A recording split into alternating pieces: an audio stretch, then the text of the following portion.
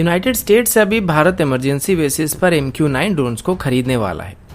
Arjun tank से अभी DRDO की तरफ से डेवलप किए गए नए एंटी टैंक गाइडेड मिसाइल को फायर किया गया, जो कि एक्सप्लोसिव रिएक्टिव आर्मर को भी डिस्ट्रॉय कर सकता है।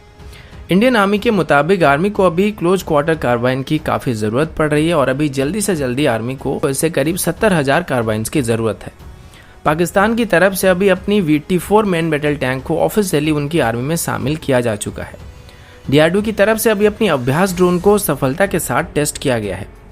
इंडियन नेवी और ऑस्ट्रेलियन नेवी के बीच अब एक जॉइंट नेवल एक्सरसाइज को कंडक्ट किया जा रहा है। और अंत में आप सबको पता होगा कि इंडियन एयरफोर्स की राफेल स्क्वाड्रन में अभी एक वुमेन फाइटर पायलट को शामिल करने का फैसला किया गया था, लेकिन वो कौन है उसके बारे में हम आज की वीडियो में डिटेल में बात करने वाले हैं। नमस्कार दोस्तों, मेरा नाम है अंशुमन नायक और आप सभी का बहुत बहुत स्वागत है इंडियन डिफेंस न्यूज के डिफेंस टॉक सीरीज में। तो चलिए देर न करते हुए आज की वीडियो शुरू करते हैं।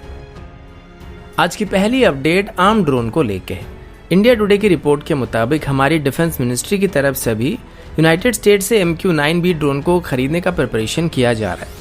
ऐसे टोटल 30 ड्रोन को खरीदा जाएगा, जिनकी कीमत लगभग $3 बिलियन के आसपास होने वाली है। इसमें से हमारी आर्मी, नेवी और एयरफोर्स 10-10 ड्रोन का इस्तेमाल करने वाले हैं, पर इमरजेंसी बेसिस पर अभी 6 ड्रोन को खरीदने का फैसला किया गया है, जिनको US की तरफ से तुरंत ही भारत को सप्लाई कर दिया जाएगा। ये सब भी हमारी पुरानी डील का एक हिस्सा होने वाला है, जिसमें हम पहले पार्ट में 6 ड्रोन को खरीदने वाले हैं।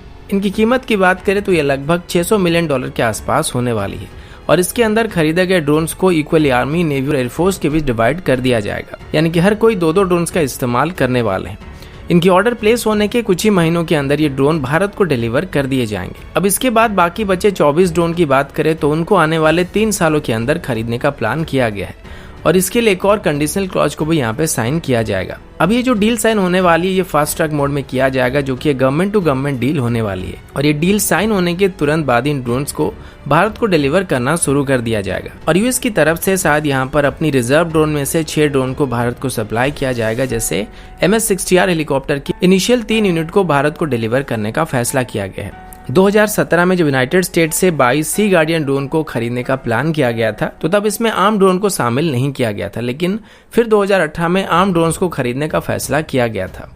अभी डिफेंस मिनिस्ट्री की तरफ से एक हाई लेवल की मीटिंग होने वाली है, जिसमें हमारे चीफ ऑफ डिफेंस स्टाफ और सभी सेनाओं के चीफ मौजूद रहने वाले और इसमें इन ड्रोन के साथ खरीदे जाने वाले वेपन्स को लेकर भी डिस्कशन हो सकती है। MQ-9 ड्रोन्स की बात करें तो लगातार 35 घंटे तक उड़ान भर सकते हैं और करीब 45,000 फीट की ऊंचाई तक उड़ान भर सकते हैं और इसे भारत मल्टीपल मिशन में डिप्लॉय कर सकता है। आर्मी या एयरफोर्स चाहे तो इसको लद्दाख के ऊपर दुश्मन की पोजीशन जानने के लिए या फिर पोजीशन के ऊपर स्ट्राइक करने के लिए इस्तेमाल कर सकती है और वहीं नेवी चाहे तो इसको मलाका स्ट्रेट से लेकर गल्फ तक ऑपरेट कर सकता है। और अभी शायद इनके साथ एडिशनल हेलफायर मिसाइल को भी खरीदने की बातचीत किया जा रहा है और इसको लेके डिफेंस मिनिस्ट्री की तरफ से होने वाली हाई लेवल की मीटिंग के दौरान बातचीत किया जाएगा। अब आगे बढ़ने से पहले वीडियो को लाइक कर दीजिएगा, साथ ही जो लोग पहली बार हमारे चैनल को देख रहे हैं या फिर अभी तक हमारे चैनल को सब्सक्राइब नहीं किए हैं, चैनल को सब्सक्राइब करना मत भूलिएगा। अगला update Arjun main battle tank को लेके है। हमारे डिफेंस मिनिस्टर राजनाथ सिंह जी के रिसेंट ट्वीट से पता लगा है कि कल DRDO की तरफ से अर्जुन टैंक से एक laser guided anti tank guided missile को फायर किया गया था। इस टेस्ट को हमारी आर्मर्ड कॉर्प्स सेंटर अहमदनगर में कंडक्ट किया गया था। इस laser guided anti tank missile को भी DRDO की तरफ से डेवलप किया गया है और इसको अर्जुन टैंक की कैनन से फायर किया जा सकता है। इसको स्पेशली DRDO की Pune based armament research and development establishment की तरफ से डेवलप किया गया है और ये अभी किसी भी तरह के मॉडर्न बैटल टैंक को या फ्यूचर मॉडर्न बैटल टैंक को एक ही बार में डिस्ट्रॉय कर सकते हैं। कल हुई टेस्ट के दौरान DRDO की तरफ से अर्जुन टैंक के टारगेट के तौर पर एक आर्मर्ड व्हीकल को लगभग 3 किलोमीटर की दूरी में प्लेस किया गया था और ये आर्मर्ड व्हीकल पूरी तरीके से एक्सप्लोसिव रिएक्टिव आर्मर से प्रोटेक्टेड था, पर अर्जुन टैंक से फायर किया गया एंटी टैंक गाइडेड मिसाइल ने एक ही बार में ही एक्सप्लोसिव रिएक्टिव आर्मर को ही डिस्ट्रॉय कर दिया था। DRDO का कहना है कि इसमें टैंडम हीट वॉरहेड का इस्तेमाल किया गया था, जो कि किसी भी मॉडर्न एक्सप्लोसिव रिएक्टिव आर्मर को पेनिट्रेट कर सकता है। साथ ही अभी जिस एंटी टैंक गाइडेड मिसाइल को डेवलप किया गया था, इसको सिर्फ अर्जुन टैंक से नहीं बल्कि मल्टीपल प्लेटफॉर्म से लॉन्च किया जा सकता है, यानी कि इसे फ्यूचर में हेलीकॉप्टर से भी फायर किया जा सकेगा।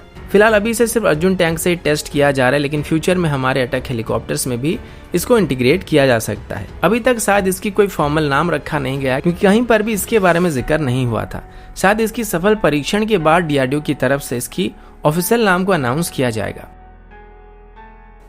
अगला अपडेट इंडियन आर्मी की कार्बाइन टेंडर को लेके है। आप सबको पता होगा 2018 में फ्लोट किए गए कार्बाइन टेंडर को पिछले हफ्ते ही डिफेंस मिनिस्ट्री की तरफ से कैंसिल किया गया था और बदले में मेड इन इंडिया कार्बाइन्स को इंडक्ट करने का प्लान किया गया था। इसके तुरंत बाद ही पुराने टेंडर में लोएस्ट बिडर साबित हुए कारगिल की तरफ से अपनी मैन्युफैक्चरिंग यूनिट को भारत में शिफ्ट करने का ऑफर भी दिया गया था और वो भारत में अपनी मैन्युफैक्चरिंग यूनिट को सेटअप करने के लिए यहाँ पर जगह और लोकल पार्टनर दोनों को सिलेक्ट कर चुके हैं। लेकिन फिर भी अगर यहाँ पे इस टेंडर को दोबारा फ्लोट ना करके कारगिल की कार 816 कार्बाइन को ही खरीदा जाता है, तब भी इनमें 2 से 3 साल का वक्त लग जाएगा, क्योंकि कारगिल को यहाँ पर एक कंप्लीट मैन्युफैक्चरिंग यूनिट को सेटअप करना पड़ेगा और इसके बाद ही वो इन कार्बाइन्स को यहाँ पे मैन्युफैक्चर करना शुरू कर सकते हैं। बाकी अगर दोबारा इस टेंडर को फ्लोट किया जाता है तो कल्याण होने में कितना वक्त लगेगा ये बताना मुश्किल है, क्योंकि अगर इसमें रेगुलर टेंडरिंग प्रोसेस को फॉलो किया जाएगा तो इसमें कम से कम 5 साल का वक्त तो लग ही जाएगा।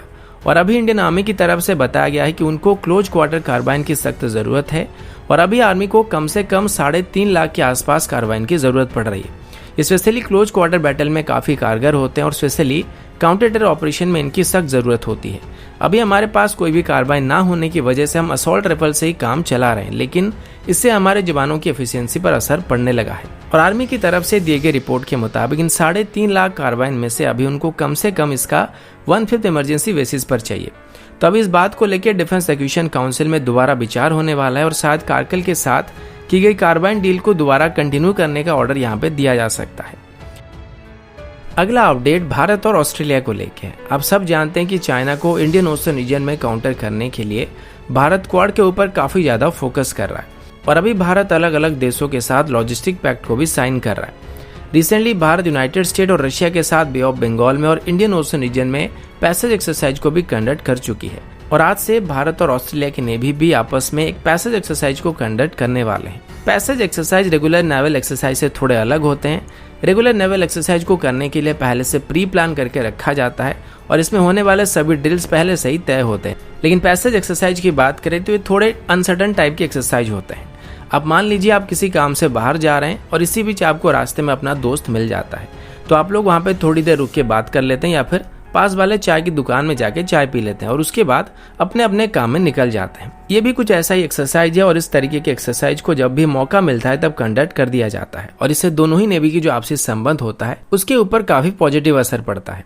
इस बार की एक्सरसाइज में ऑस्ट्रेलिया के HMS होबार्ट पार्टिसिपेट करने वाला है, साथ ही हमारी तरफ से INS सयादी और INS कारमुक पार्टिसिपेट करने वाले हैं।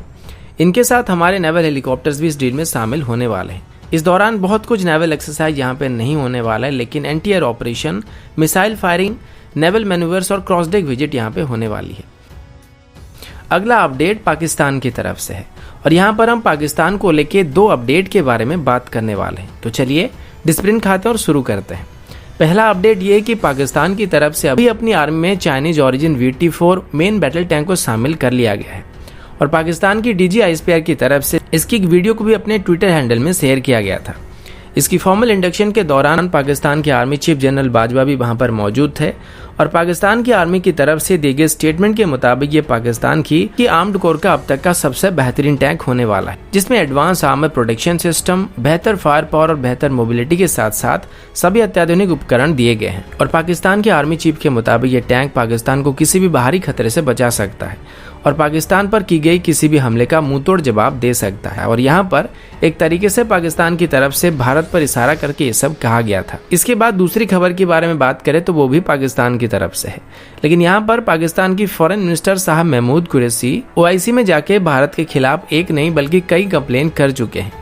सबसे बड़ा कंप्लेन तो ये था कि भारत की तरफ से भी पाकिस्तान के खिलाफ मिलिट्री एग्रेशन करने का धमकी दिया जा रहा है और उसके बाद कश्मीर इशू को लेकर उनका रेगुलर भाषण था। लेकिन पिछले कुछ दिनों में भारत की तरफ से कहीं पर भी पाकिस्तान को धमकाने वाली बात नहीं की गई है और यहाँ तक कि हमारे वीडियोज में भी इनके लिए बात करने के लिए जगह नहीं बचती है और वैसे भी हम इनको सीरियसली ले ही नहीं रहे।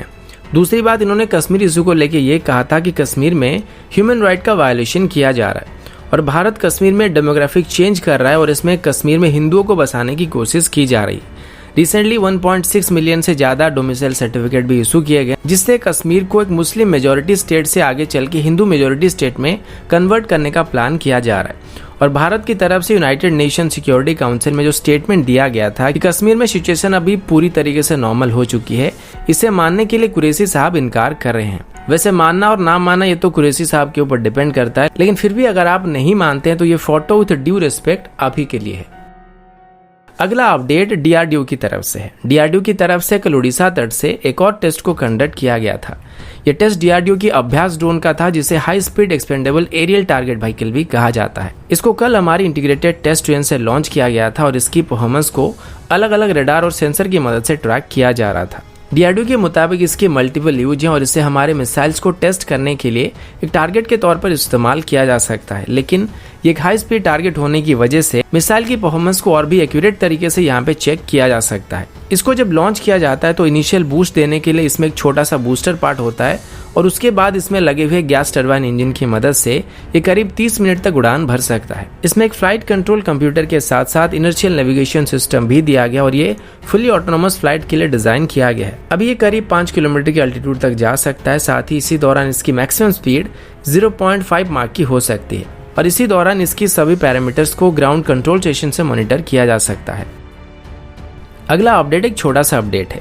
आप सभी को याद होगा एक दिन पहले मैंने आप सभी को बताया था कि इंडियन एयरफोर्स की राफेल स्क्वाड्रन में भी वुमेन फाइटर पायलट को शामिल करने का फैसला किया गया है, लेकिन तब ये क्लियर नहीं था कि इंडियन एयरफोर्स की किस वुमेन पायलट को यहाँ पे गोल्डन एरो स्क्वाड्रन में शामिल किया जाएगा। तब सिर्फ इतना बताया गया था कि 2017 बैच के किसी ऑफिसर को राफेल स्क्वाड्रन में लाया जा रहा है। तो हमने डाउट किया था कि शायद यहाँ पर अवनी चतुर्वेदी जी को राफेल स्क्वाड्रन में शिफ्ट किया जाएगा, क्योंकि वो इंडियन एयरफोर्स की पहली महिला फाइटर पायलट थी जिन्होंने MiG-21 में सोलो फ्लाइट कंप्लीट किया था। लेकिन अभी आई रिपोर्ट के मुताबिक राफेल स्क्वाड्रन में अभी अवनी चतुर्वेदी को नहीं बल्कि फ्लाइट लेफ्टिनेंट शिवानी सिंह को ट्रांसफर किया जा रहा है और अभी इनका ट्रेनिंग चल रहा है, जिसके कंप्लीट होने के बाद उनको फॉर्मली राफेल स्क्वाड्रन में शामिल किया जाएगा। इससे पहले फ्लाइट लेफ्टिनेंट शिवानी सिंह भी MiG-21 को ऑपरेट कर चुके हैं और वो इंडियन एयरफोर्स के वुमेन फाइटर पायलट्स के दूसरे बैच के ऑफिसर हैं। और साथ ही अभी इन्हीं के बैचमेट फ्लाइंग लेफ्टिनेंट प्रतिभा को भी SU-30 MKI स्क्वाड्रन में पायलट के तौर पर शामिल करने का फैसला किया गया है। तो दोस्तों अभी के लिए इतना ही, मिलता हूँ आपसे अगले वीडियो में। तब तक के लिए जय हिंद, वंदे मातरम।